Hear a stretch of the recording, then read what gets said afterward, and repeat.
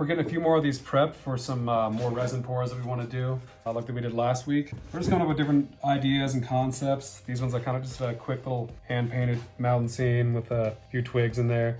And then we'll hit them with it's like a light opaque kind of resin color and just kind of play around with more of these ideas and see which ones we like the most. All of these frames are laid out the way that we want them. I laid these serpentine stones around the branch to give a feel of leaves on a tree. Then I just made sure everything was level and got to mixing.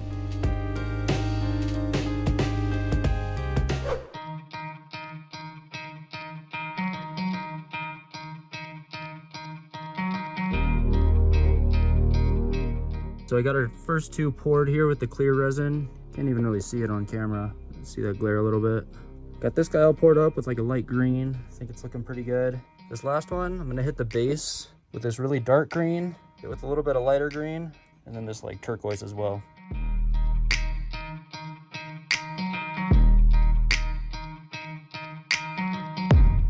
Right about here, I started to have a small issue. The lighter green that I was using started to cure faster than the other colors. I did reuse a mixing cup on that color, so I think it kick-started the chemical reaction. You can see some texture on the finished product, but for this piece I think it adds a nice character.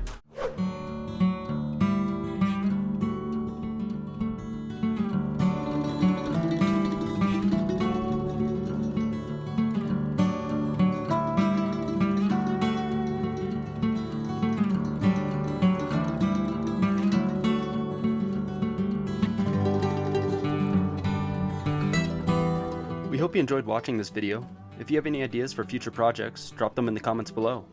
Be sure to give us a thumbs up and subscribe for more content, and we'll see you in the next one.